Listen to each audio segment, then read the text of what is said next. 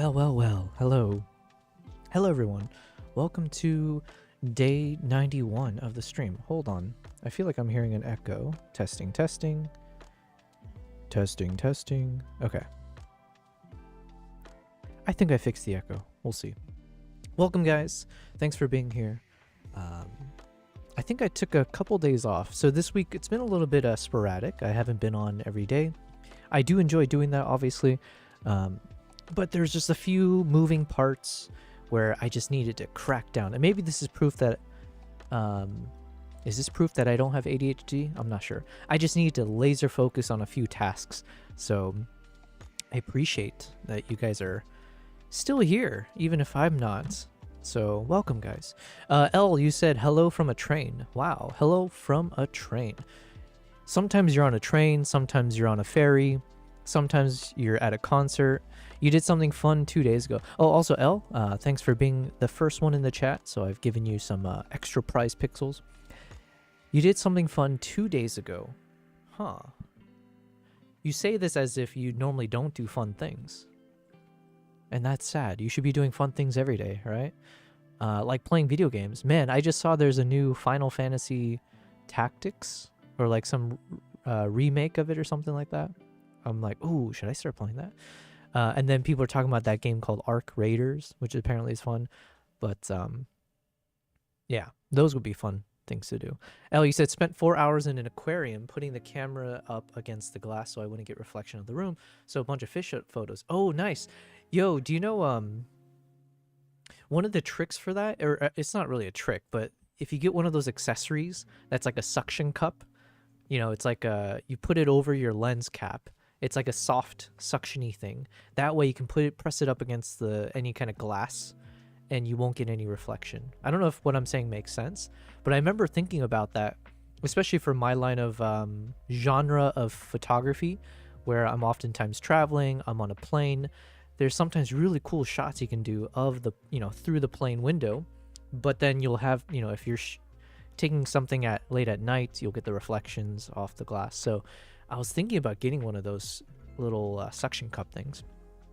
But anyways, I would love to see some of those photos.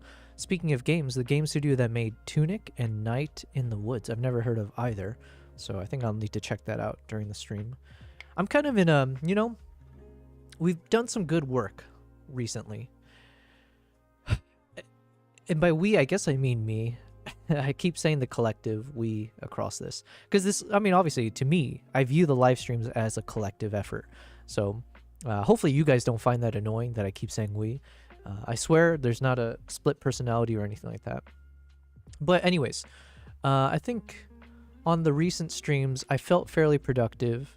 I filmed all of the dehancer stuff, and now it's just a matter of putting it all together. Today's stream, just as an FYI, we're going to be working on Mongolia, episode/part 2, as well as I need to figure out how to create some LUTs out of the dehancer edits that we've done. So those are kind of the two tasks of the stream, let's say. And then the rest of it is just doing whatever you feel like. You said they have a 50% off sale right now. Tunic and Night in the Woods. All right, I want to check out these games in a second. Not that I'm a gaming streamer, and like I said, I do... Maybe there's nothing... there's nothing wrong, I guess, with doing video games on stream. It's just obviously... I'm doing the streams because I'm trying to be productive at the same time, so working through all the backlog of videos that I have. Daytor says, hello, everyone. Guten Abend. Oh, wait, no. Actually, I don't know. It's probably good afternoon, which is what? How do you say that? Hold on. Let's ask ChatGPT. Guten, how do you say good afternoon in German? I keep forgetting. In German, you would say Guten Nachmittag for good afternoon. So that's the phrase you're looking for.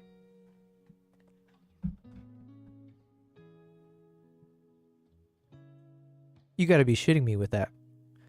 Guten Nachmittag? Oh, they spelled it. Guten Nachmittag. There's no shot I'm going to remember this one. Guten Abend, at least it kind of rolls off the tongue. Guten Nachmittag. Oh, Daytor, I don't know what to say about your country's language. But if I speak, I'll get in trouble, as they say. Ellie said, but those. Oh, another task I want to do a bit of research is how to create a soundboard. You know, I have my Stream Deck. I think it'd be interesting to start collecting different sounds and GIFs that I can punch up on during the stream at pivotal moments. So that'll be a fun little task as well. And then let me just add this new task. Elle said, look up Night in the Woods and Tunic. Night in the Woods game. But yes, hello Dator. Guten Nachmittag. Perfect. Hopefully you're having a good day, Dator. I appreciate you saying so. I need to do another trip to Germany. Dator, are there any wonderful wildlife or any interesting stories I should capture from Germany? I've only been to Berlin. Yeah, I think that's all I've been to. There must be some interesting wildlife out there somewhere, right? Elle, you said, but those suction cup things can be tricky. They work great when used correctly, but the glass can also be an issue if it's multi-layered. Fair enough. I was just one of those where it was like such a simple solution. Camera, suction cup hood. Man, I don't know how to search for these things. Let's see. Camera, lens hood, soft, remove glass glare. Yo, it worked. This is exactly what I was talking about. But there was a better way probably to call this. A rubber lens hood. Yeah. So these rubber lens hoods, I'm assuming, sure, there might be some like side effects or areas where it doesn't end up doing a good job. But generally speaking, I mean, it's better than nothing, right? So, yeah. There you go. A rubber lens hood. Anti-reflective silicone collapsible lens hood. I should probably get one of these just... Who knows? Who knows when you'll need it, you know? Oh, you know what? I could even use it in my home studio. You guys can't really see it here, but... Imagine for a second where I'm situated. Yeah, at some point I will do I can do a home studio tour. Try going to the post. Go to Schwarzwald. That's the thing. If I go to Germany again, unless the cities I go to are as easy to pronounce like Berlin, the moment you tell me to go to somewhere like Schwarzwald, oh man, I might die from just sheer frustration or the mental exercise required for me to say these words. Go to the Black Forest. Oh, thank you for the translation, TWCC chatbot. You know what? I think I can show you guys. Hold on. At some point, it would be fun to do a tour of my apartments. Not that it's like super exciting, but as I learn how to do more of like IRL streaming stuff, that'll pop up. But I can show you kind of here. Hold on. Let's see. Do we have any footage? I guess that's the closest example. Okay, so let me take you behind the scenes of my home studio. So here I am. I got my two monitors here, and then what you can't see is that in between the two monitors is my camera, and so that's usually the Z6 III. Ooh, by the way, I think I'll be getting my Nikon ZR tomorrow. I'm so excited. Fingers crossed. But I think I'm finally getting mine delivered or be able to pick it up. So that means tomorrow's stream, I should be able to replace this camera with the ZR. And the reason for that is, one, obviously I want to test out the ZR as much as possible. And then two, I want to do some research adding in those LUTs for the RAW format. And it is going to be overkill, but it would be interesting if I can shoot R3D codec with like one of my LUTs attached as part of this kind of mainstream camera. And then I think Photo Elite mentioned there are ways to actually create different filters to what you guys see. But that might, anyways, so point is, this will be a ZR camera. Then over here, most likely the cat camera here will stay. It'll remain being my Nikon Z9 because it's just a heavier camera. So it's just better on my desk. And then I can finally replace this camera with my Z6 III. So then we'll have all these guys will be replaced. And then with the Logitech, I guess I could use it for something else. I don't know, maybe like an overhead camera. Yeah, if the cable reaches, that could just be my overhead camera. Whenever I do like product reviews or if I get stuff and I want to show you guys, that could just be pointing down at the desktop here. So that's my current thoughts. Sorry, I went on a tangent. I was going to talk about something else. But let me catch up. Daytor, you said around Berlin, you find in the forest. Hold on. Did I miss something? No. Schwarzwald is the Black Forest. Let's Google that in a second. Actually, let's do it now.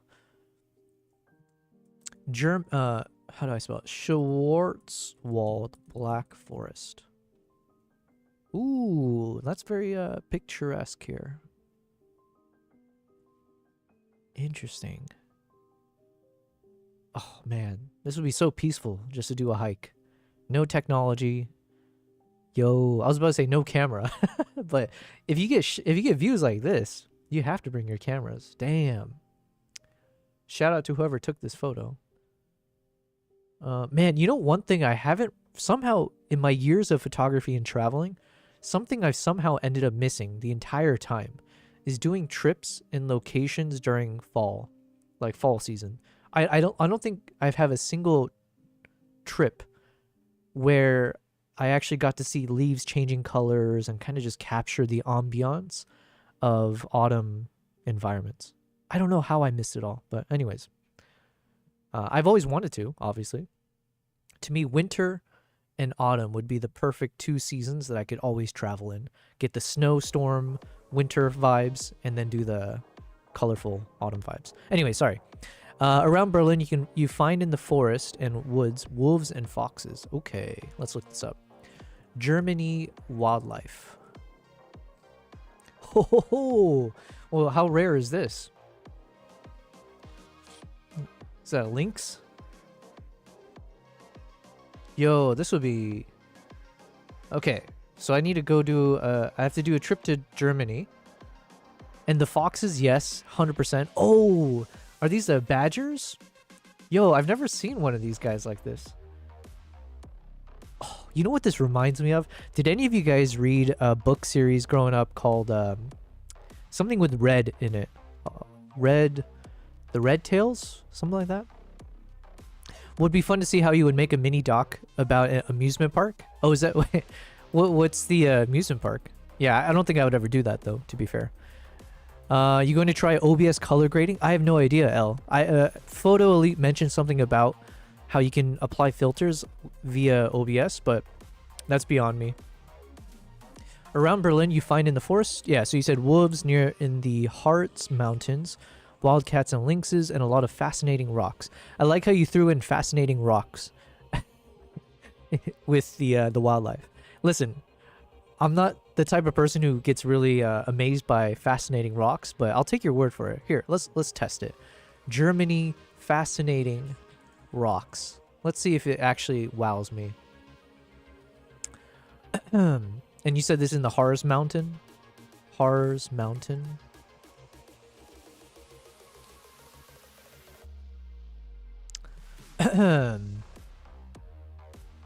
I guess I'll take your word for it. How about that?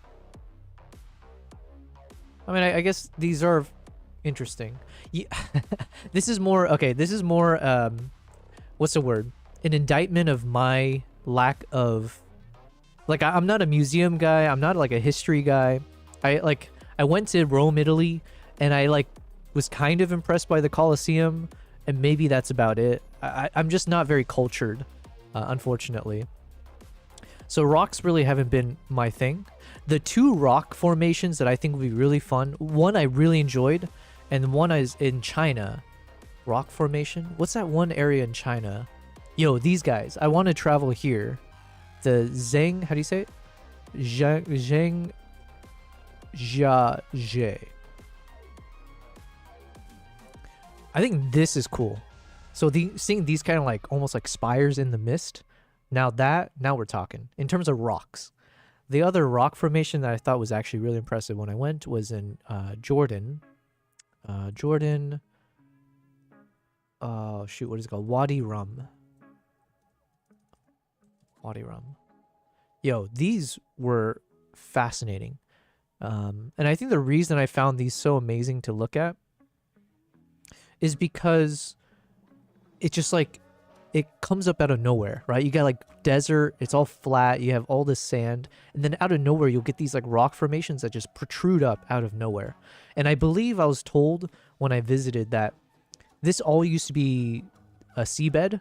Like all of this used to be underwater. So it's also kind of like mesmerizing to be driving in this desert and imagining all of this being underwater. So there was even like I think there was a not Black Mirror, a Love, Death, and Robots episode that kind of goes over something similar. Okay, sorry, I got distracted. There are some Roman ruins in those forests. Okay. Yeah, like I said, I'm just not cultured enough with historical things and rock formations. Do you recommend going on a hike around Koln? Man, so many things are being thrown at me. Let's see. Koln. Dusseldorf I've heard of. And this is very picturesque. I think like European towns are always very aesthetically pleasing. If you can color grade in DaVinci, you can do it in OBS. It's 100 times easier. If you can color grade in DaVinci, what do you mean? I think Photo Elite mentioned something where you can literally apply a LUT into OBS somehow, like the LUT file. Hold on. Let's ask ChatGPT as well. Quick question. If I create a LUT within DaVinci, am I able to apply that LUT file inside of OBS in a simple manner such that if I record my stream camera in RAW, let's say R3D codec or something, or no. If I record it in R3D codec, but then I slap in the LUT within OBS, would that work at all? Absolutely, that can work. Basically, you can create a LUT in DaVinci Resolve, Daytor, you're export in it as northern a .cube Germany. file, and then you can load that LUT into OBS as a filter on your camera source. That way, your live feed will have that color grade look applied in real time. Okay, that's awesome. So I'll definitely do that. And I think when I was chatting with Photo Elite in one of the prior streams, it was like a concept of like, oh, imagine with the Twitch channel points or whatever through donations, people could adjust the LUTs, right? Or I would do something where you can keep changing the filters on the cameras. Like my cat camera, for example, would be a good contender for that. I have heard of the Dolomites. Now this is this to me, I love. Sorry, I'm being a little bit hyperbolic when I'm acting like I think rocks suck. I shouldn't necessarily go that far, but I think these kind of landscapes are stunning. So I want to go to the Dolomites, Patagonia, of course. I really loved Iceland and Norway for their landscapes. It's just the, yeah, I don't know. Like for instance, Turkey, Cappadocia. I wasn't a fan of the rock formations here either. Yeah, the phallic shaped ones, you know? I think more like these desert, I don't know what it is. I spoke too much, maybe. Maybe I'm being too harsh. Hold on, I just want to go back to Germany wildlife, though. Next trips to Köln was Taunus. Okay. Oh, wow, Germany... Wait, does Germany have actual, like, buffaloes? Bison? You got the bears. Wild boar? That could be interesting. Yo, I do want to see some... I want to go for the... What's that season? The rutting season would be nice for the deer. Oh, this would be amazing. This kind of misty vibes. Lynx for sure. Badger? Yeah, hells yeah. I don't know what it is about the badger, but seeing a badger would be kind of near the top for me of fun wildlife. Wolves, yes. The bison would be interesting. I have someone who's like a client, but also like a good friend at this point, who I've traveled with a bunch, and he lives in Bulgaria, and so he was selling me on visiting Bulgaria as well for some wildlife trips. Wow. Okay, so Germany's got. Assuming this is all Germany, obviously it could be elsewhere, but ooh,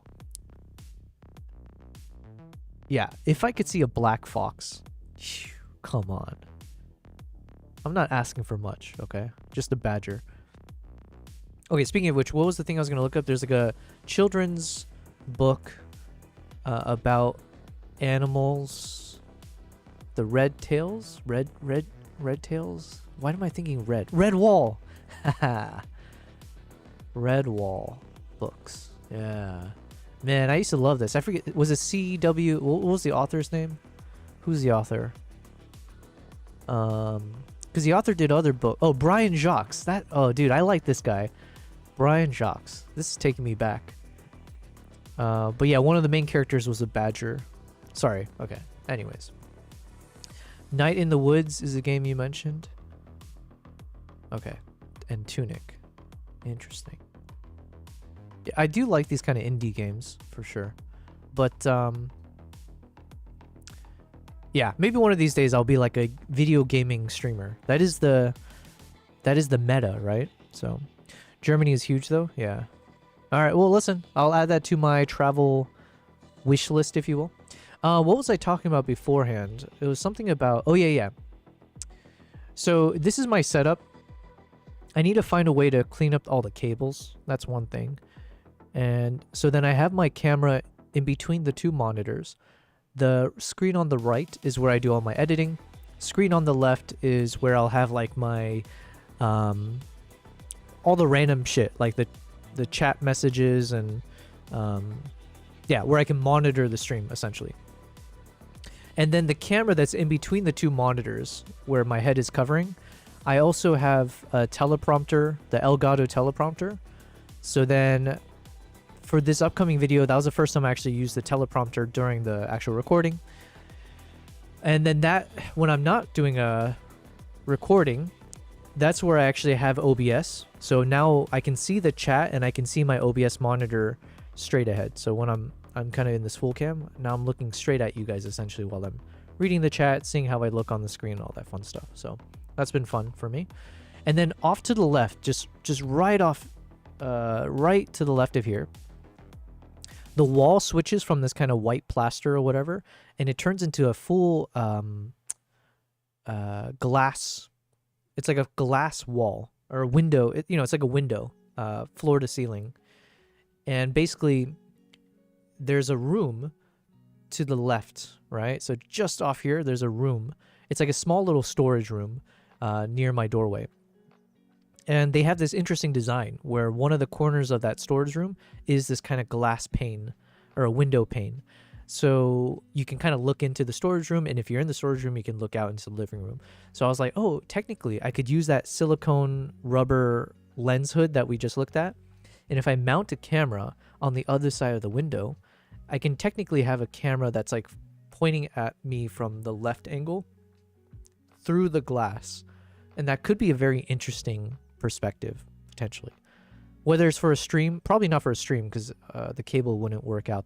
But for like a future YouTube video, maybe I can use that as like a different angle to the story. So anyways. So a lot of nonsense. Now let's get to some productivity. So what do we need to do? For today's stream, I want to figure out how to export these LUTs that I created within within dehancer.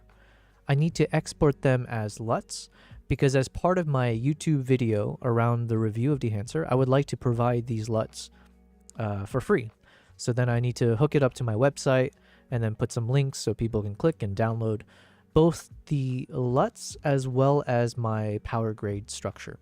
So I figure that'll be a nice little bonus feature of like, hey, if you tune into watching my stream, or my YouTube video, hopefully you can get something out of it besides just hearing me talk. So as part of that, two things I need to do is export these LUTs because dehancer does have this option to do that. And then secondly, I need to update my node structure. So there's a couple things I needed to tweak. So let's go ahead and do that. Let's start with tweaking my my R3D. Hold on, let me think. For the power grade, I'm trying to think what I have hooked up right now to my PC.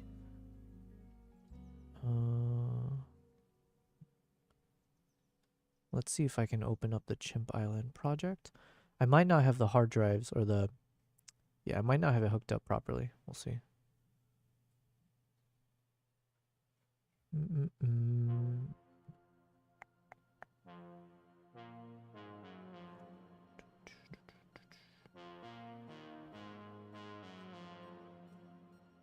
Was it 6K 60 frames?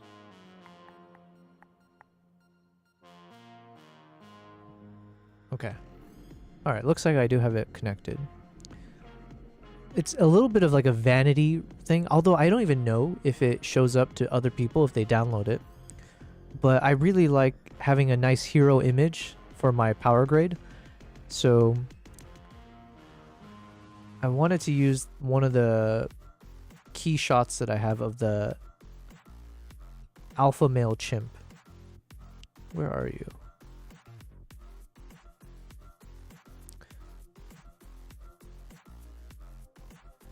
Where are you? Was it a 4K 120 file? Here, let's see.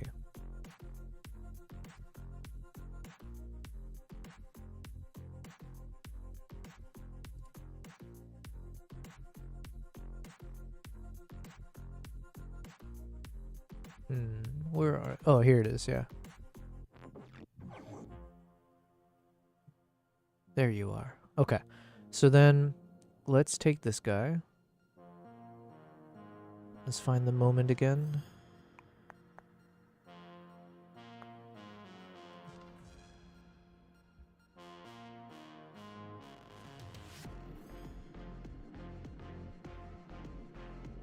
Boom, right there. Okay.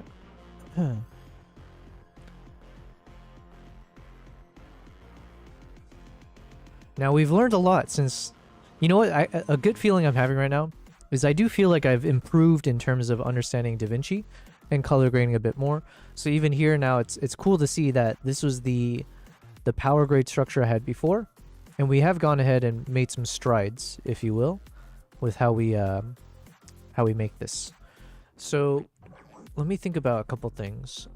First thing we'll do is let me create a new version. See, we've even learned how to create new versions. Wow. So then let's just rename that version. Where is the file? Where is she?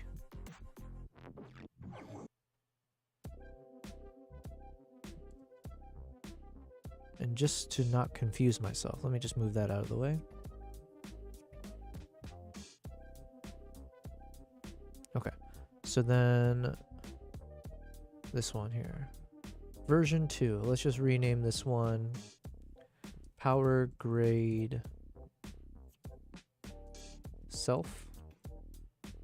No, Power Grade for me. And then let's create one more version. Hey Nala. Oh, look who's arrived.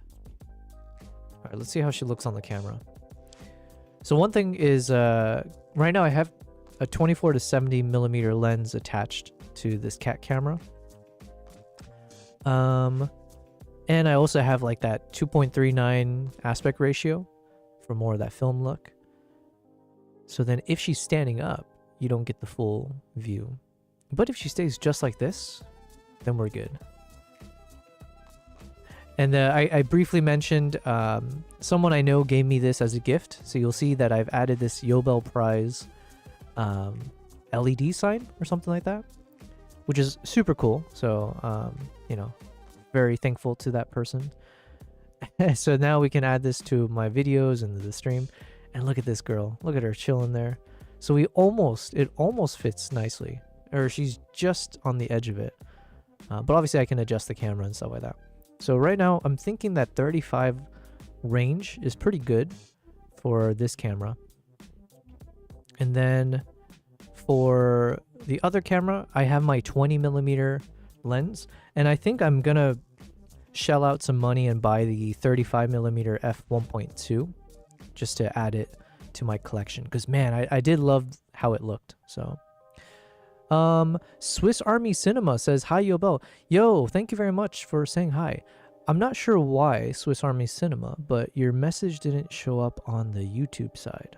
I wonder what's going on here. Let me type hi in the YouTube chat. Let me see if it's hi Swiss Army.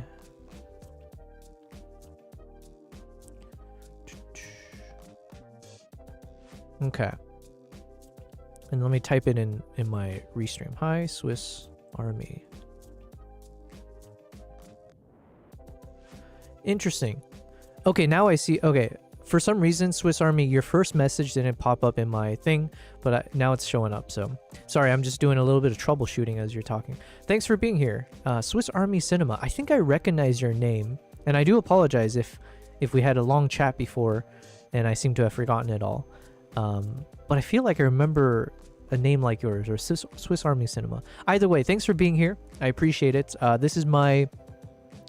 Right now, you're just watching my cat because I was doing a little bit of behind the scenes of how I'm improving my setup. So this camera is using my Nikon Z9 with a 24 to 70 millimeter f2.8 lens. Yeah, so some would say overkill. I would say just right. Okay.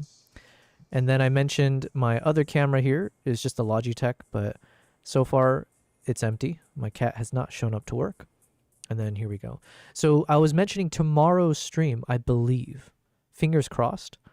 I'm hoping that I can actually receive my Nikon ZR camera. So what you can expect then is this will be ZR. And I was just having a brief chat about maybe I can stream it with the R3D codec, which is definitely overkill, but we're having fun with it. And then maybe I can apply the LUTs via OBS, or I think with the ZR, I didn't get to test this when I had it, but maybe I can actually apply the one of my LUTs as part of the view assist, and so then you guys can see it not looking very flat and whatever else.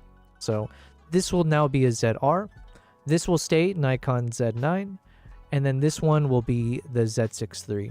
And now we're just like, I can guarantee there's no other live stream out there that's doing this type of overkill. So your cat is a Nikon lover. Yes, of course they are. They're kind of forced into it. So look at her, look at her just chilling there. This could just be a better stream. Like, why listen to me? I can just do this 24/7 stream, just showing my cats, I think. And I think it would do better, unfortunately. Hold on, let me see if the focus is fine. Cool. Let's just enjoy watching a cat groom herself. Anyways, so in terms of what we're doing today, well, firstly, let me just give that quick little intro. So I am a travel and wildlife photographer, but I shifted more into videography over the past, let's call it 3 years, more for like short form content to kind of bolster the photography stuff on social media. So that's where I got into like the reels and TikTok stuff. And then the past year and a half, I decided to treat videography more seriously. I went on a spree of travels for the past 2 years, and I got back a few months ago, and I've just dedicated the rest of the year to catch up on the content and build up my YouTube channel. So that's kind of the journey for me. And what is it now? 3 months ago. So this is day 91. 3 months back, I decided I wanted to test out live streaming. And so you're watching me stream across YouTube, Twitch, and Kick at the same time. So there you go. That's where we are. Swiss, you said, I am DPing a shoot. Yo, I learned what DPing is. That's how little we know about the filmmaking world, cinematography, all that fun stuff. So that means you are the director of photography-ing, which I still don't like I don't like DP of like director of photography. It just doesn't roll off the tongue.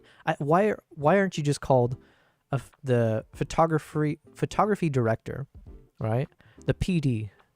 But anyways, so you are the director of photography for a shoot in Uganda later this month. Oh, nice. Partly this is how I found you on YouTube, and I'm also a longtime Nikon/Red shooter and just got the ZR on release day as well. Yo, I'm jealous. I'm still waiting for my ZR. Damn it. I'm so jealous. Well, like I said, hopefully I should be getting mine tomorrow. Well, welcome Swiss Army Cinema. One of the fun things about this journey being on the streaming side of things now is I've been able to meet a number of like professionals in the space that I'm interested in.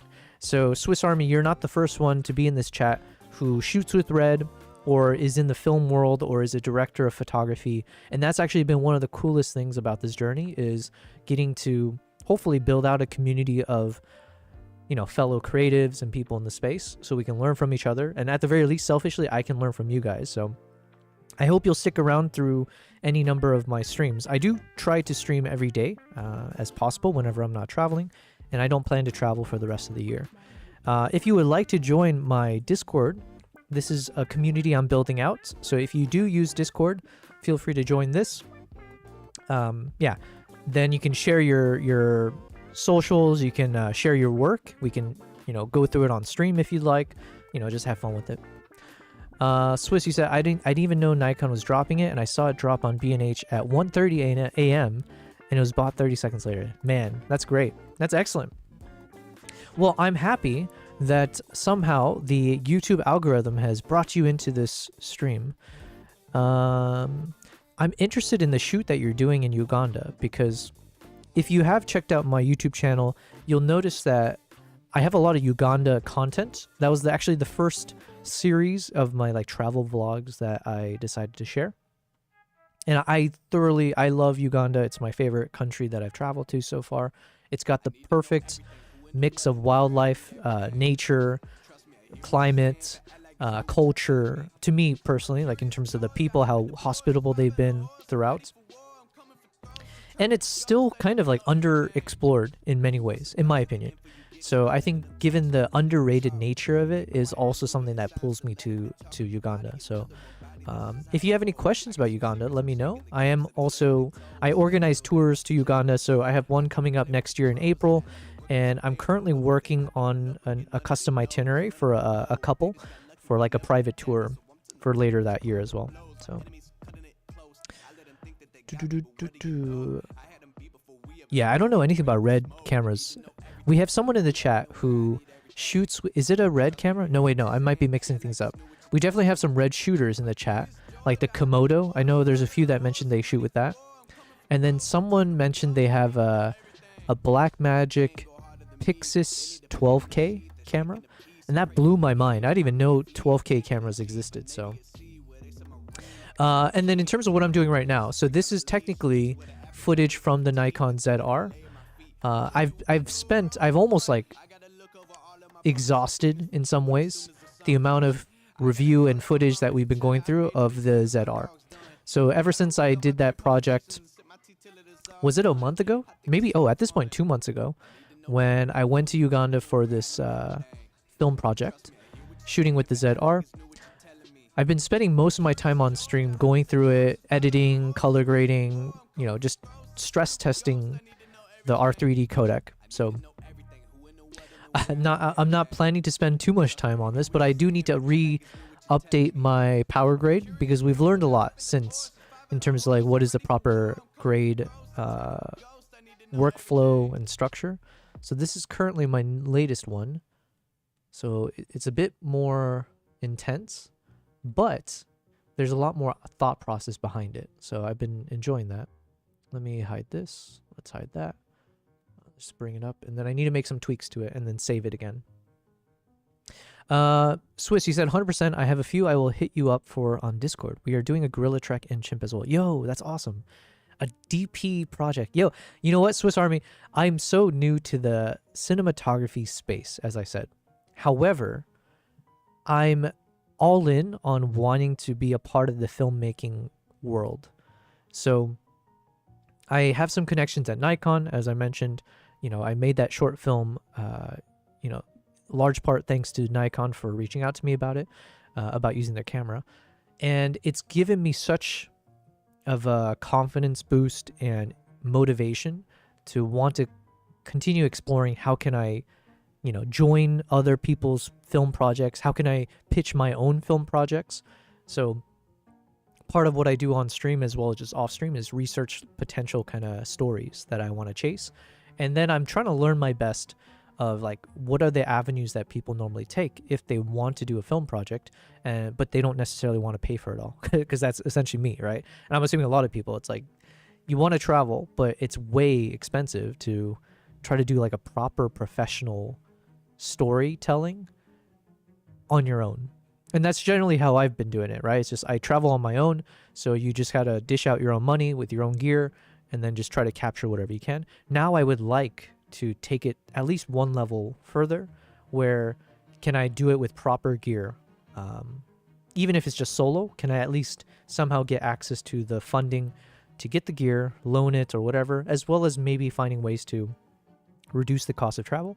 And then number two would be, can I actually get a film crew, and can I actually like join in on someone else's project, like I said, or can I somehow pitch an idea with a budget to bring someone with me or whatever to do like a short little small project? So we'll see. I'm trying to be more ambitious is what I'm saying. Swiss, you asked, how long have you been shooting with Nikon? So I started doing photography, I think around 2016. Shot with Sony a6000 initially, and it was just like traveling and just capturing whatever I can. And then I think around 2017 maybe is when I switched over to Nikon. I had a D810, then a D850, then a Z6 to a Z9, Z6 III, and now very shortly the ZR. So yeah, what would that be, like 8 years, something like that? And then videography, like I said, was about 3 years ago when I started doing more of that. And essentially when I switched from wildlife and travel photography to more doing wildlife and travel videography. So yeah. Swiss, you said, totally agree, dude. The best way of life is to travel the world on someone else's dime. Yes, yes, man. It's not that easy though. One of the channels that I've been doing is, or like one of the ways to do that has been these kind of group tours. So then organizing trips to some of those cool places, and then hopefully finding enough people who are willing to trust you and, you know, travel together. And I'm so new to it that sometimes I've done it. I've done about like 7 to 8 group tours so far. A lot of those ended up just breaking even because like I was just learning as myself and hopefully getting people to trust me, so like having low cost. And then a few of those ended up being more profitable.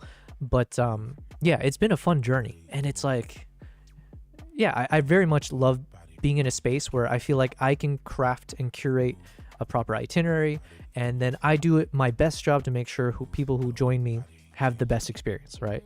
So to me, that brings me a lot of joy if I put in effort to make other people have the best experience possible, whether it's in real life or it's through my YouTube channel or like bringing people along with me on my trips. So I need to blow my nose desperately. Give me 1 second.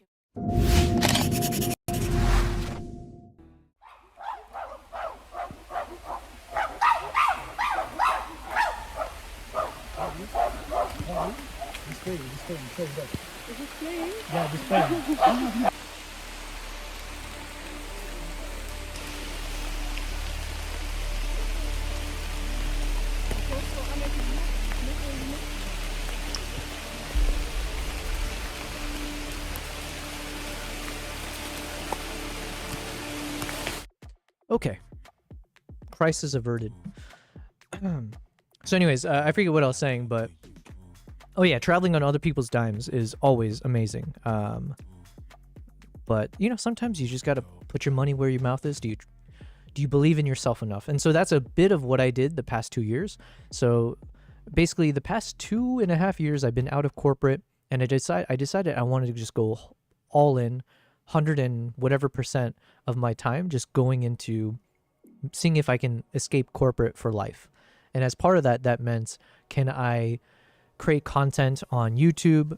Can I do workshops? Can I make the travels themselves earn me money in some capacity?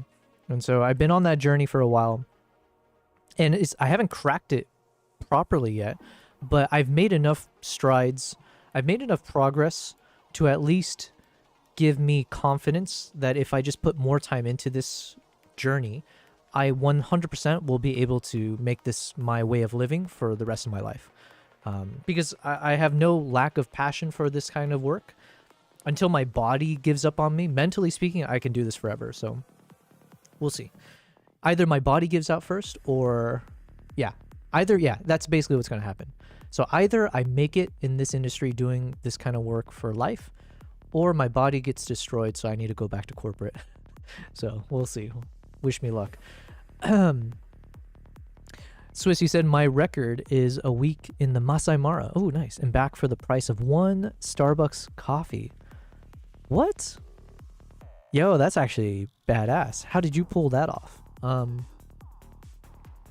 I've had a few trips in the past few years where for instance, I spent the entire month in Zimbabwe, and just through some connections, some people who saw my content on Instagram, and I'd done some outreach, they put me in touch with a few other lodges that were willing to let me stay for over a week, doing private jeep safaris. So I went through Harare National Park, and then Hwange National Park. Then I spent time at a horse ranch and Mana Pools National Park, and I spent essentially a whole month in Zimbabwe. And they let me stay essentially for free, and they gave me access to, like the private jeeps and stuff like that. All I had to do was pay for all the flights, which were not cheap, by the way. That ended up costing like a crazy amount. So like transportation, stuff like that. So it wasn't a free trip, but there's a lot of amenities that normally would cost way out of my budget. And in return, obviously, I was there to, I was scouting for like potential client trips in the future, which I ended up actually taking a honeymoon couple to that location a few months later. So hopefully they got their money's worth just from that. In addition to like, taking photos and videos for their marketing collateral, things like that. So there is a strategy to it, and you don't necessarily need a huge following to do it. It's just oftentimes like doing the outreach, just sending an email can do a huge amount of work. So, so there was a few like that, but yeah, we'll see. Swiss, you said your body will be dead, but your mind is alive. Yeah, exactly. Meg, when I travel, holy Christ, I end up losing weight. I build a bit of muscle just because of all the gear that I'm walking around with. I definitely sleep maybe like 3 to 5 hours per day kind of situation. And you're just out shooting nonstop. It's the most exhausting. People assume it's like, wow, what a life. What an amazing life. You're traveling the world in this way and that. But if you were to join me and see what most of my average trip looks like, it is just like, it's not for everyone. You got invited to shoot for a travel company and they comp the whole trip. Oh man, that's fantastic. You're all you doing? Yeah, flights are crazy. Yeah. So that is the goal though, is like, how can I do this? I know I can do this now. I know that I can potentially pitch to the right people to be able to get like a mutually beneficial experience where it doesn't cost me an arm and a leg. The question then becomes, can I do it consistently? Can I put that as a platform, as a scalable concept? And I think one of those things is growing social media presence. So like a YouTube channel, showing that I could do live streams. So I can do curated content, like edited cinematic stuff versus like reviews and talking heads versus like, spitballing for hours on end on a live stream versus photo content and short reels on Instagram. If you can show the whole gamut, I hope that means I should be able to show more value on the surface to potential partners. Swissy says, same 80 pounds, 450 AW backpack. You and I must know all the same tips for getting past the front counter. Yeah. One is like, you fill your pockets with everything. I use my sling bag. So I have my Peak Design sling bag, and I just load it up with all the heaviest stuff. My laptop, heavy camera stuff, lenses, power banks. Because usually, if they do weigh you at the front counter, it might be your backpack. But the side bag, oftentimes I realize they will either overlook it or just kind of make assumptions that it's not that heavy. So sometimes I can get away with that. Oh, speaking Swiss Army, if in case you're interested, one of the bags, which I haven't been able to do a video about yet because I just received it, it's from Pidgey Let me do I have my PGY Tech? Pidgey Let me click on the link. So Pidgey reached out to me recently. And for those who don't know, Pidgey, in my opinion, I viewed them as like a competitor to Peak Design. And Peak Design is probably one of the most reputable companies out there in terms of their design and their quality for their bags, camera, accessories, whatever. But I have heard about Pidgeotech quite a bit. I know a number of local photographers who use their gear, their accessories, and stuff like that. So they had reached out to me recently, and they actually mailed me one of their bags. Where is it? The One Pro ST. So I do have it. I just need to take it out with me on some trips to kind of test it out. So I'm very, very excited because at least from a glance, a cursory glance, it does feel like a type of backpack that I could actually see myself using. And it does seem like it's of durable, design. And it feels like it is designed well. Like I do feel like they're approaching this in the same way that I think Peak Design approaches it, which is a good thing, right? As in like, it's very user friendly or meant for photographers. So this is one of the bags I need to take with me on my next trip or like for my next project so that I could do a proper review, put it through the rigorous, stress test. And I think one of those test Swiss is, can it get me through the airport front counter? Because, this bag is big, right? Because they're touting how this one can fit like a 600mm lens. So my big question, I haven't actually done this yet. I'm going to start filming this behind the scenes for my next video. But I have my 400, actually it's over on the counter. I don't know if people can see it. It's kind of cut off. I have my 400 2.8 lens up on the bookshelf there. And it fits in my Gitzo 45-liter backpack, I think it is. The Adventure bag. However, not with the lens hood attached. And one of the things that would be interesting is if I can travel while I'm out on a shoot and have the lens hood attached to my 400 2.8 such that if I'm not, wearing it like strapped to my body, like in use, but if I'm doing a rigorous hike, so I want to put it away, am I able to just open the bag, take the camera out without having to fiddle around putting the lens hood back on and all that kind of stuff? Because that would be super useful to me. And it seems like, I have to test it, it should be able to fit my 400 with the lens cap, the lens hood actually appropriately attached. So we'll see. You said love me Peak Design. Yeah. I'm a big fan of Peak Design for sure. But Pidgeotech is the company that reached out to me, and like I said, it was just perfect timing because I have actually heard of them and they seem to be very reputable. I say seem because obviously I personally haven't tested them yet, but they seem to be used by a lot of photographers I know. So I was kind of excited that they reached out to me. But like I said, let's test this bad boy out for ourselves.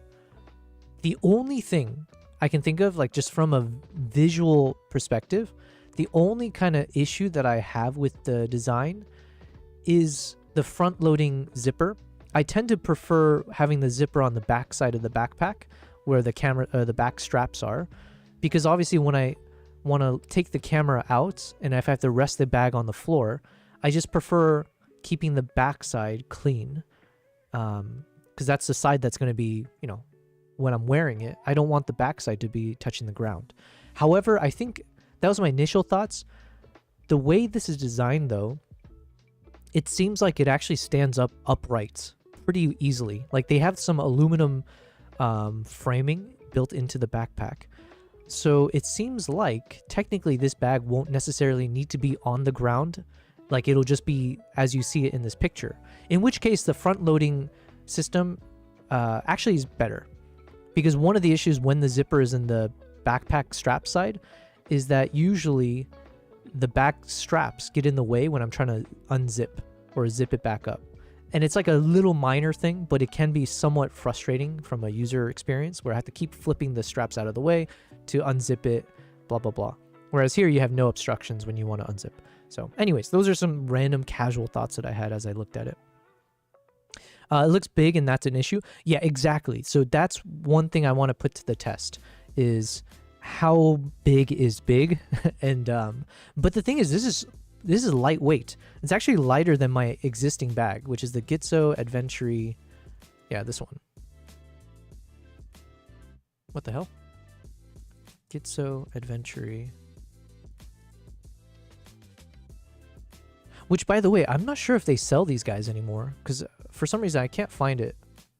But this is the bag I have, and apparently this bag, which I've used for a number of years, I do love the bag. It's served me very well. It weighs 3 kgs, whereas this backpack, where do they have the weight? Is 2.2 kgs. So it's like, I think like almost 2 pounds lighter than the bag that I use, which is insane because it looks like it's much bigger. They mentioned there's like some aluminum frame built into the bag. So anyways, those are some interesting things that I'll need to test out. Looks a tad bigger than my CB25 Cine bag. CB25. Hold on, let me do it in the other one. CB25 Cine bag. CB25 Revolution backpack. This one.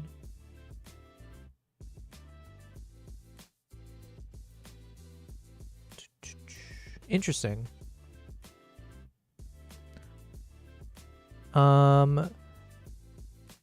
Looks a tad bigger, and that gets through fine. Yeah, this one looks smaller for sure.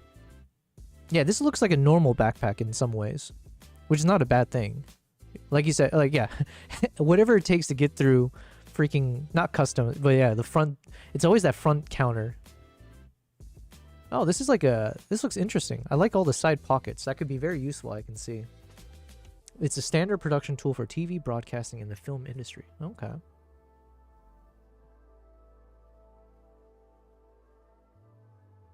Yeah, it looks great. Although, when I'm looking at this, it doesn't look the same kind of, how do I say? Actually, I can just ask you, right? Swiss, does this work for, like, outdoor treks and, like, dusty, rainy conditions and stuff? Because one thing I like about the Gitzo, and one thing that it seems like this backpack, the Piggytech 1 Pro ST, what it looks like is it's designed for, like, being out in nature, in like rugged, terrain, dusty, rainy, snowy environments, whatever. And I put this guy through the test, so I know this one for sure. This one looks very much like meant for like indoors, maybe. I'm not sure. I'm kind of speaking out of turn because obviously they got these images, so it could just be like the aesthetics of it kind of reminds me of, because they've done such a good job of making this feel more like a typical backpack almost. Or I'm not sure. I have no idea what I'm saying. Something about it makes me feel like it's like an indoor backpack. But I'm not using the right words to describe what I'm saying.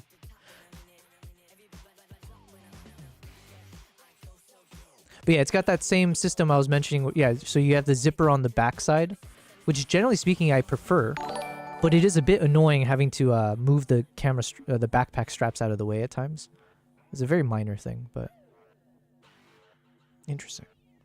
Thank you, Elijah, for the follow on the Kick side. I appreciate it. Well, Elijah, I hope you're a real person and not one of the bots that tends to plague my Kick side of things. But thank you for being here. Swiss, you said, bro... Oh, wait, sorry. Best metric is, does it fit under the seat of a plane well enough? If it does, they can't argue. Other than it's probably 3 times the weight they allow. No. The problem for me is that this bag, it's not what I use for the under compartment. So my Gitzo, these guys, basically what I'm looking for is whatever fits in the overhead compartment. No chance in hell. Like, these guys will never fit under the seat. It's always meant for, like, overhead compartment. And this one I have had a few times where they're like, are you sure that fits? I'm like, yeah, trust me. I've traveled with this. Trust me, bro. Whereas with this one, it might require a bit more of a trust me, bro. I might need to take a video of me on one of my trips showing that it fits and then just have it with me on hand. We'll see. And then for the under compartment, that's where I use like a sling bag, like the Peak Design. And then hopefully, depending on if my relationship with Pidgeotech continues, I would love to test out their, because they have some sling bags as well. So that'll be interesting. But not Peak Design price. Yeah, so it'd be like, I think it's competitive to a Peak Design. I think pricing probably will be one of those areas that it helps kind of compete against them.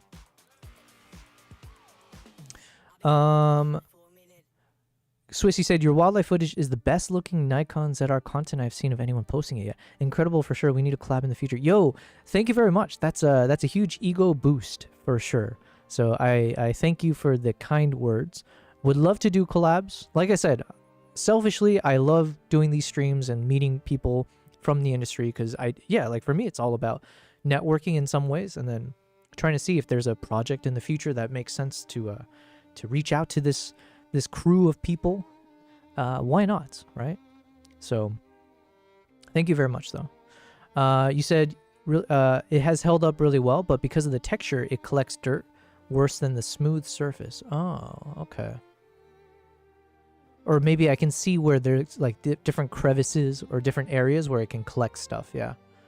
I think that's one of the good things about this design, as well as the One Pro, from what I can gather, is that generally speaking, it's kind of like one of those material, and it's one of those things where there's not many zipper pockets or things for things to get hooked onto. So even with this guy, right? It's very, very sleek design in the sense of like, it almost feels like things roll off of it. Nothing gets stuck inside of things. Potentially. It has stayed very clean over the years of use. Gotcha. Okay. I use the Peak Design roller now for gear, and then the AW450 under the seat. Interesting. Okay. Tell them to give me a discount code, and I will take a backpack to Uganda. Yo, I do have a discount code from Pidgitech. I think, wait, yeah, so I think the one that I just linked, if I do ! Pidgitech, let me just do it in the YouTube chat. I believe I put in there, that should be an affiliate link. Oh, wait, I thought there was a discount thing. Hold on.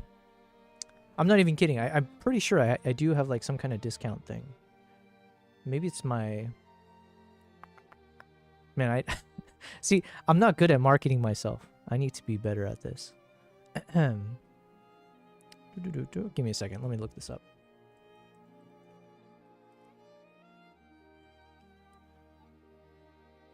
Give me a discount code, Pidgitech. I'm pretty sure I have it. Pidgitech.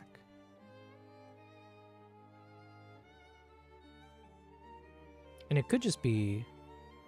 Maybe it's like a promo code? Let me see.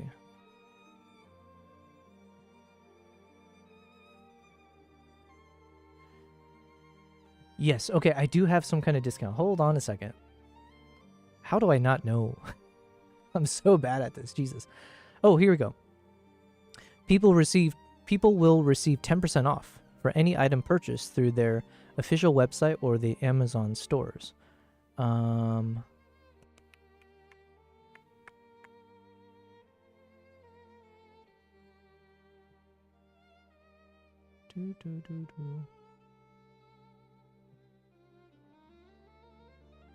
Copy. Okay.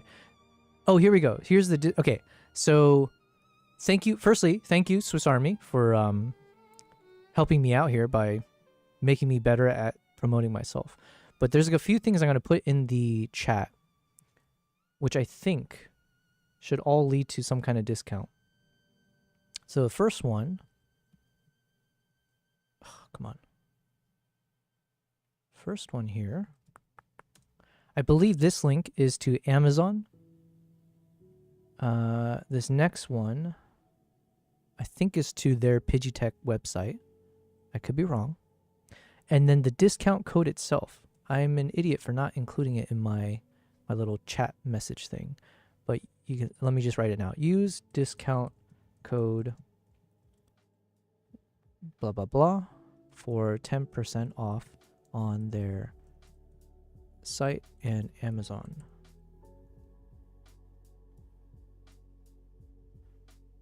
And I'll have to make a note to include that discount code somewhere more readily available. So listen, obviously you don't have to purchase anything. If you do though, just know that if you access the links that I sent, that will support me in some form or fashion. I don't actually know because I'm so new to this space that I can't really say exactly how much that benefits me, but I'm assuming it will benefit me in some degree. And maybe from an analytics side, if Pidgitech sees that people are accessing via my affiliate link, maybe that will make them more prone to or more inclined to work with me in the future. So thank you very much. I appreciate it. If you end up buying something, definitely make sure to test out that 10% off code and let me know. Yeah. Well, thank you, Swiss Army. Hells yeah. It's almost like I paid you to do this. Anyways. Oh, I missed something. You said my wife gave me this awesome jacket that has huge pockets. Yeah. So I think this is where having those like wildlife safari jackets, I think it kind of makes sense. And if there's a cooler looking one, because they look ugly as F. At some point I'm going to start cursing on stream, but we're trying our best to avoid it. What do you call it? Wildlife photography vest? I find the ones that you see, they just look ugly. Fishing net ones.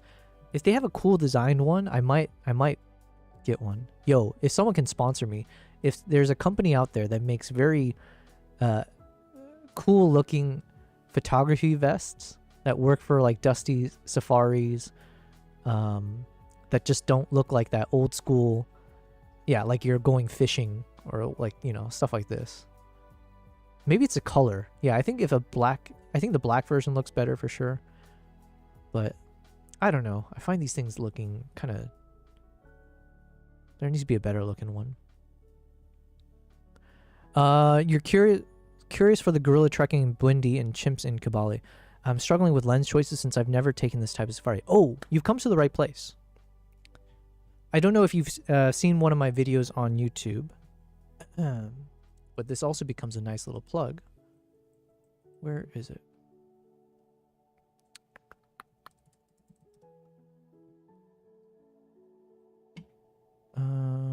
Let's go to playlists. Where is Uganda? Uganda be kidding me. Explore Uganda. There you are. Uganda. Let me see. We'll just play a bit of this, because then I want to just walk through to your point of okay, you'll have the ZR. Oh man, I'm so excited for you. You're gonna capture some crazy content. ZR, Z8, Z6 Mark I, and the Komodo X. Okay, all right. With that in mind, let me just mute this guy.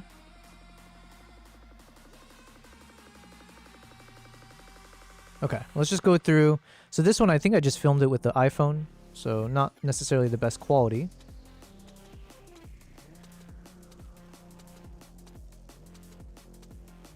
Two shooters for the Trek and 4 for the documentary. Man, how amazing is that? Okay, so Swiss, how does one pitch such a concept? Because I'm assuming this is one of those where there's a budget, right? So how does one get into that industry? I would love to film for, you know, get paid to film and all that fun stuff. Okay, so this is just an iPhone, so nothing fancy about that. This was... Okay, hold on. I believe one of the lenses I really enjoyed shooting with, which is not necessarily what you would expect for wildlife, I was shooting with the 85mm 1.2 lens. And I just personally, I found the 85 to be very nice. I love that focal length. Gives you really good separation when you're focusing on subjects. And that 1.2, my God, for gorillas and chimpanzees, the low aperture makes a significant difference, like a overwhelming difference. So if you're able to travel with some 1.2 lenses, I would highly, highly recommend it. It gets the job done. You'd be surprised how low of a light situation you'll end up in these jungles. So,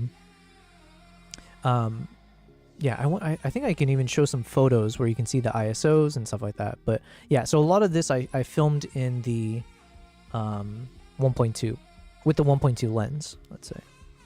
2 shooters for the Trek, 4 for the documentary. Docu is a paid client and Trek is on our own. That's amazing. Swiss, I would love to pick your brain about this because, like I said, that's the kind of world I want to enter into. Ideally, it would be for my own film projects, right? That's like, I'm assuming everyone would love that. but also just trying to figure out how can I find other projects out there and like pitch myself to be a part of the team, and hopefully they pay me to join, right? We'll see. So this was just a Insta360, I think, attached to my camera. So my guess was, again, for this shot was with an 85 1.2. I think I was almost exclusively shooting with an 85 1.2 on one of my lenses, on the Z6 III, I think. And then for my Z9, actually, maybe you can see in the picture, hold on, or in the footage. Yeah, so I had the 85 1.2 lens here, hooked up to the Z9. And then on the Z6 III, I might have had...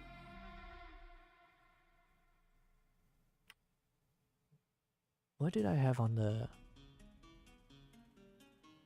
Maybe I had a 50 millimeter, although if I owned a 35 1.2, I think the 35 1.2 would be more interesting. So then I would travel with two cameras, one with an 85, because generally speaking for gorillas, they're such large creatures, and you can get fairly close to them, so you don't necessarily need a telephoto lens, especially with the gorilla, because yeah, it won't serve you well. It's heavier, and again, you need something with like a 1.2 aperture or 2.8 maximum, I think, to make sure you have good quality. So 85 will work as your quote-unquote tele lens, and then if you have a 35 on your second camera, just for those moments when the gorilla gets very close to you, that should give you the best, I think, quality without sacrificing too much of like losing the subject in the environment. So for example, where would it be? For my documentary that I made recently, the shots of the chimp walking in the forest, those were all shot with the 35 1.2. And I felt that it was such an incredible lens for that, to the point where I'm like, yo, I need to buy one for myself. So I'm going to add it to my own list. Oh, you have the Typox. I just learned that term, Typox. Yo, Typox. Is that the company that reached out to me? Hold on.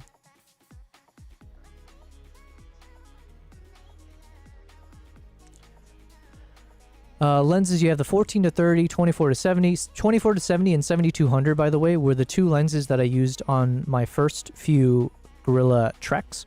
And I do think the 7200 2.8 will be very, very... That's like probably the best lens to take for like generally speaking to get good captures. And then I have like a ND filter. However, on the most recent one, that's where I mentioned I shot with an 85 1.2. And... I want to say, what did I have on the other one? It might have been a 51.2 on my other lens. Or maybe a 21.8. I'm not sure. Hold on. You kind of got me distracted because now I'm trying to think. I think Typoc are they the... No, I don't think it was them. Hold on. I don't even know how to pronounce it. Typoc?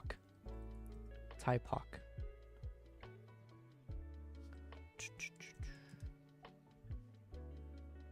Oh, it is them. Yo, hey, Swiss Army. what a coincidence. Wait, is this like a long con from the Typoc team? And like, do you actually work for them? And like, this is all a ploy to get me to work with you guys? I did have someone reach out to me from Typoc's marketing team. They said Typoc is a sister brand of DZO Film. And then they mentioned some of these like Chimera lenses.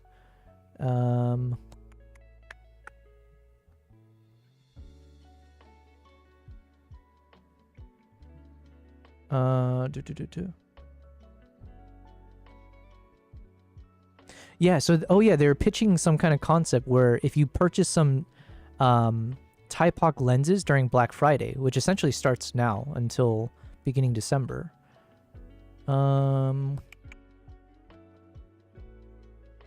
Basically, you'll get an extra discount.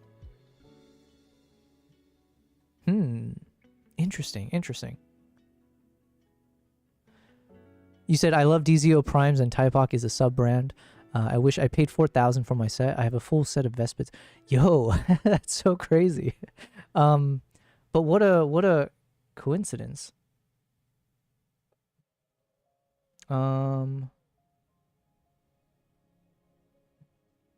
Hold on. Now I feel like I need to respond to them. So I was so distracted. They sent me this email recently.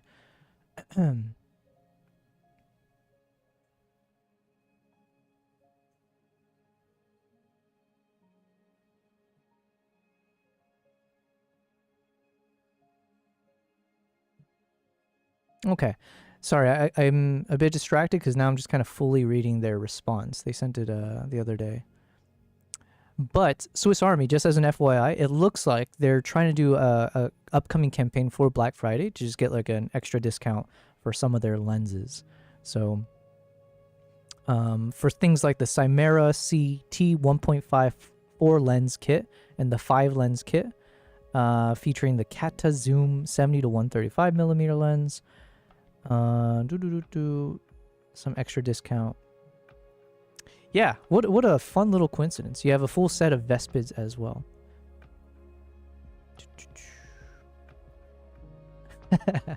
Well,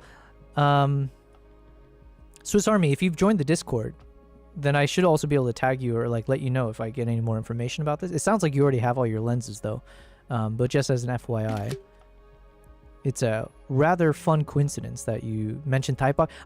So I'm so new. As I said, I don't shy away from the fact that I'm not of the cinematography world. I'm fairly new to all of this, but I'm like trying my best to understand it as much as possible.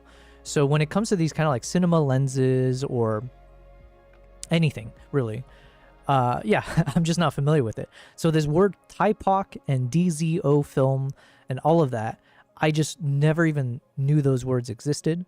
And then someone in the chat had also kind of given me a little bit of a debrief on what they are, what they do.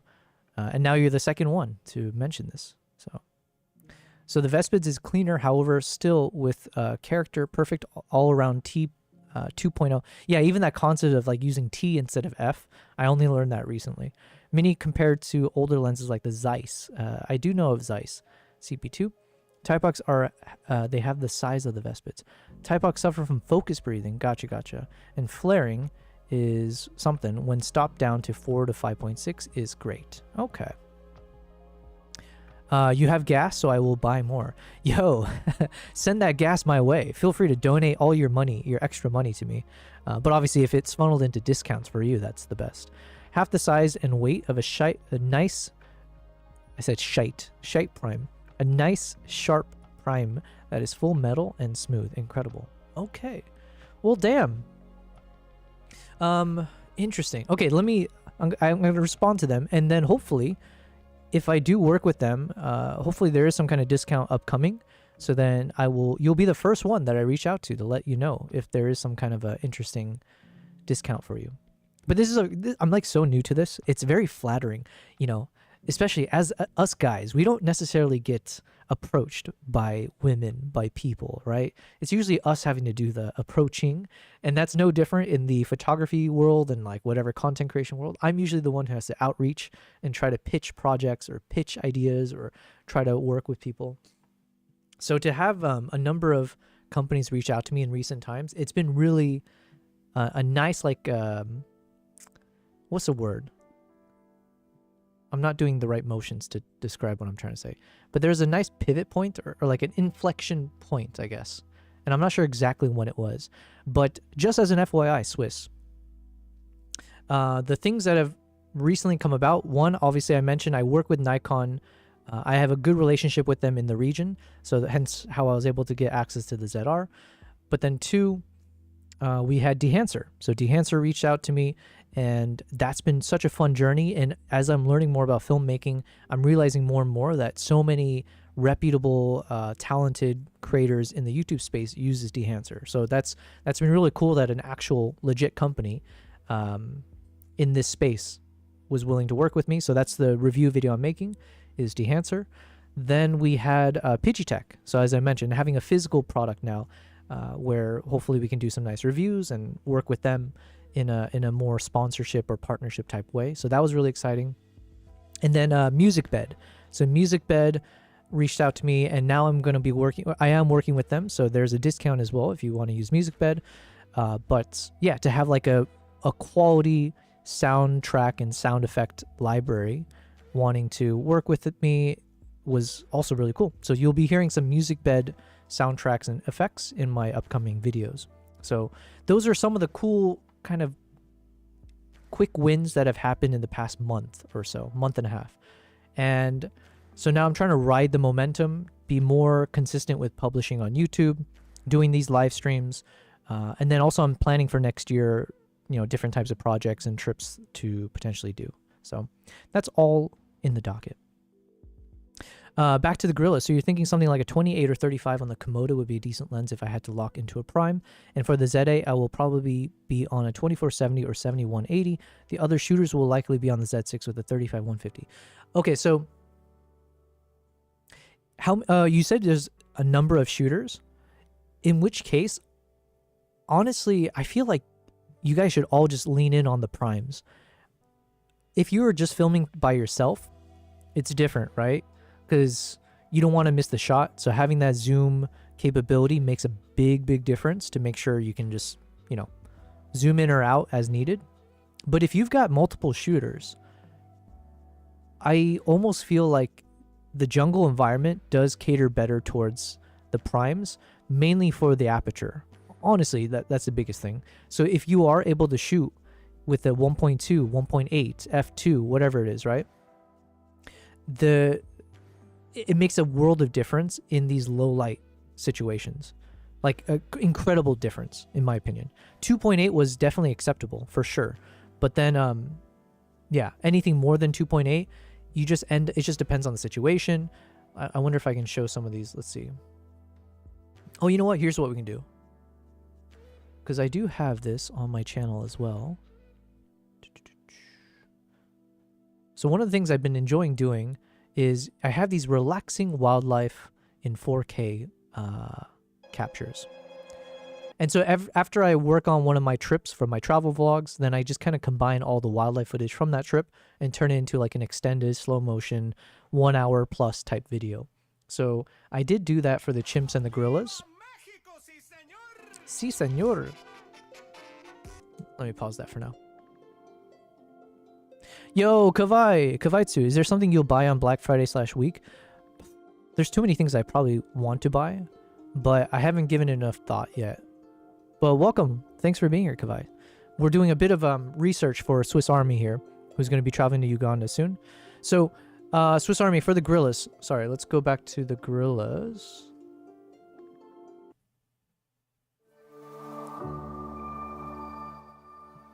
Okay, so this trip in particular, I shot with the 70-200 f2.8 and the 24-70 f2.8.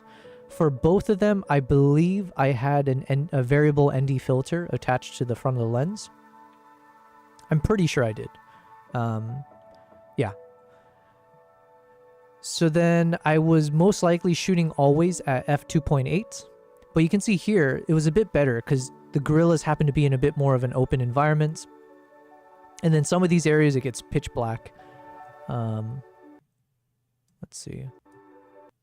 So it just depends on the circumstance. Here, for instance, you can see the sunlight was, pointing right at the gorilla because we were out in the opening. But there will be moments, most likely, where you're literally under the canopy. There's like no light that really pierces through, which is actually a cool thing, right? Because you get very soft light.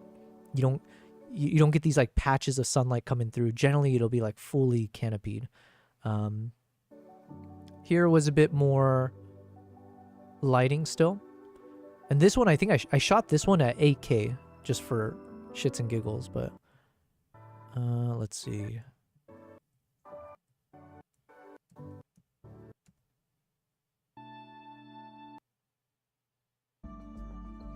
So yeah, all of this, just for reference, was shot at f2.8 NRAW,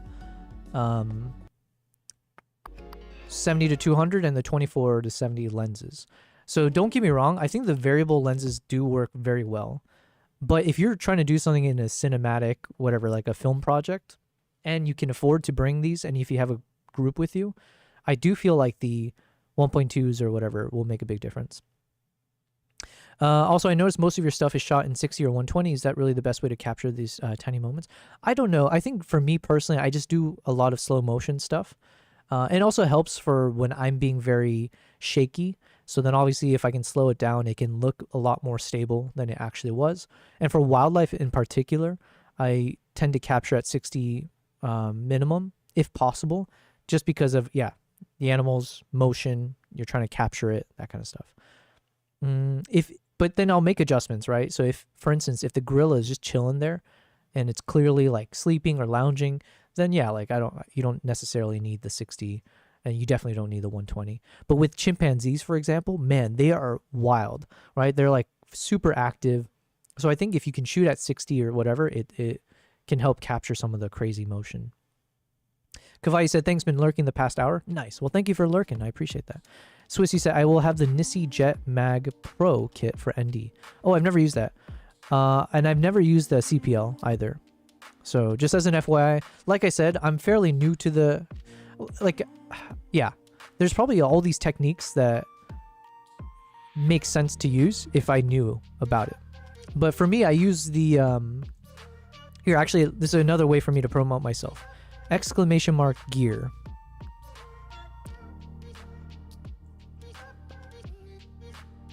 All right, let's go to it. Oh no, camera gear.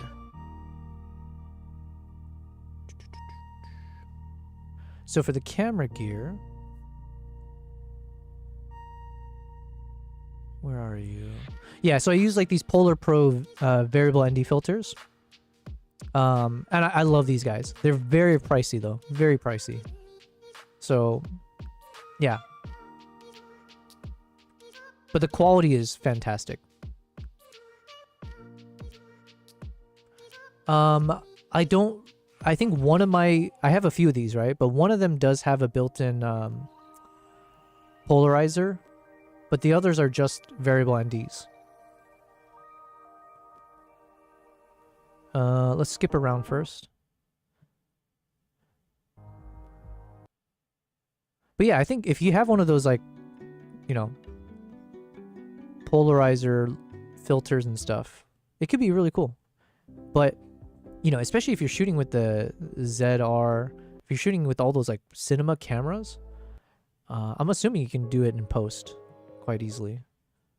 So a lot of these guys were shot in the opening, so that helped quite a bit. Let me try to find a moment.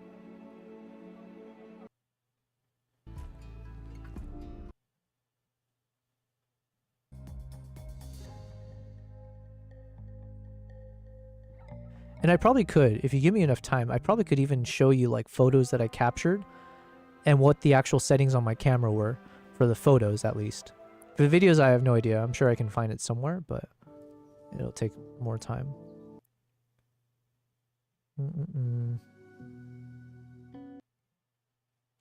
So yeah, this trip was a bit more lucky in the sense...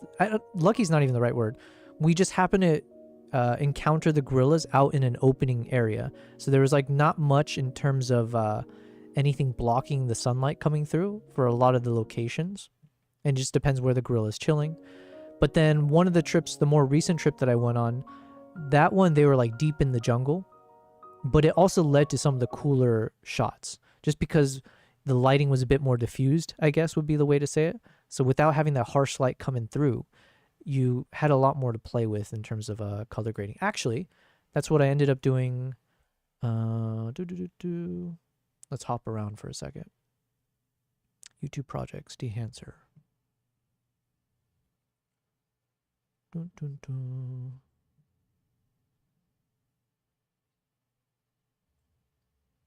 Wow, it's taking longer than I expected.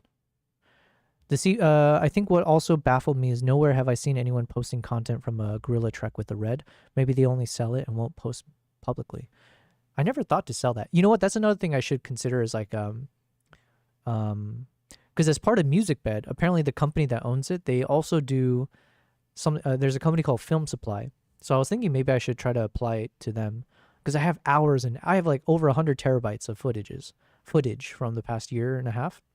So maybe I should sell some of my footage to them.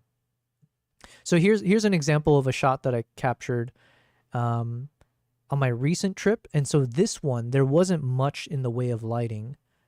So this is after I did a bit of color correction. So it looks brighter than you would expect, but that's again because I was shooting with an f1.2 85mm lens.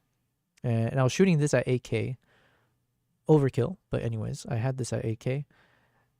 Now, because of this, then when I applied, so all of this I did in dehancer. So this is part of my dehancer review where I just wanted to show like, hey, I did the entire color grading with a single node through dehancer. And I quite like how it ended up. But yeah, it gives you so much more room to properly grade, in my opinion, with that 1.2. So I think I might have, I'm pretty sure I shot at 1.2. So obviously the other thing is keep in mind, shooting at such an aperture, like you got to be more careful with the focus. But also think of it this way. If you're shooting with like at f4 or something like that, it might be such low light that you might not even be able to lock focus anyways, just because it's such a low light situation. Not to say always that'll be the case.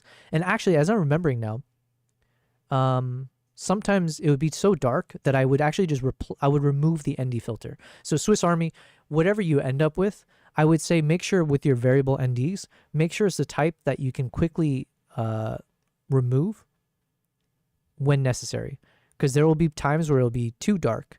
So then you'll just want to hop that thing off and then just continue filming. So. Oh, and Swiss Army, you said, I've never used dehancer. I need to try it. Well, you're in luck, because if you would like to use dehancer, guess who's got a promo code for that? Hold on. If I type in dehancer, does it show the thing? I think my promo code for this one is just Yobel Prize. Yeah, it works. So Swiss Army, if you would like to try out dehancer, which I 1000% recommend, if you never used it, holy Christ, it's for someone like me who's more of a beginner intermediate in terms of understanding color grading, it's been amazing. It's been an amazing tool to give me like that film look. Actually, I can show you just now, right? So these are some of the dehancer looks that I ended up with. Well, I'm going to do a bit of a marketing play in a second. Let me just catch up on the chat. 1.5 is usable, but here, let me play this out as we're doing that. So I'm going to play a few of these things that were fully graded within dehancer, just as a reference. The CPL helps with adjusting the glare on the foliage, so you can tonal remap the greens a bit. Oh, you know what? And one of the cool things about dehancer is their tonal range feature is so crazy cool. Because like, I think maybe that's in line with what you're talking about. Yeah, I show it in some of the review, but basically their tonal range, there's a tonal range feature, which I use quite often. I use it on this one, for example.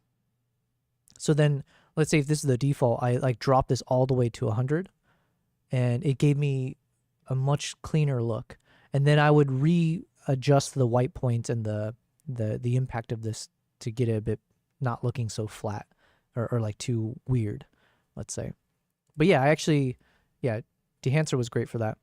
But I've never used the CPL, I don't think, for my film stuff. Now, if you have no direct sun, then it won't really do anything. Gotcha. Downside to the Typoc is they will look incredible, but it's all manual focus. For gorillas, I think that's okay. But chimps, yeah, for chimps, it'll be a major problem. Chimps are way more active on average than the gorillas. I'll say in a second, Swiss Army, what I think is a proper lens for chimps. Just briefly, I'll say don't discount if you have a 400mm lens. If you somehow have a 400 2.8, you should consider that one, because I actually, some of the chimp shots that I took and some of my clients who travel with me recently, I travel with 3 photographers. They all, actually 2 out of 3 had a 400 2.8 lens, and their captures of the chimps were amazing. It doesn't work for gorillas as much because they're much larger, right? But yeah. Kavai, you asked, would you need to color correct all of those clips beforehand, or would you quickly apply a LUT and sell them? So one of the things I wanted to get done today is export my dehancer color grading as LUTs, because dehancer has an option here to generate a LUT. I just need to research briefly in terms of doing it properly. So these LUTs, or the color grades I did, these are all, how do you say, what the exercise I did was I color corrected all of my footage to kind of get it into like a hopefully a more neutral or a properly balanced shot. And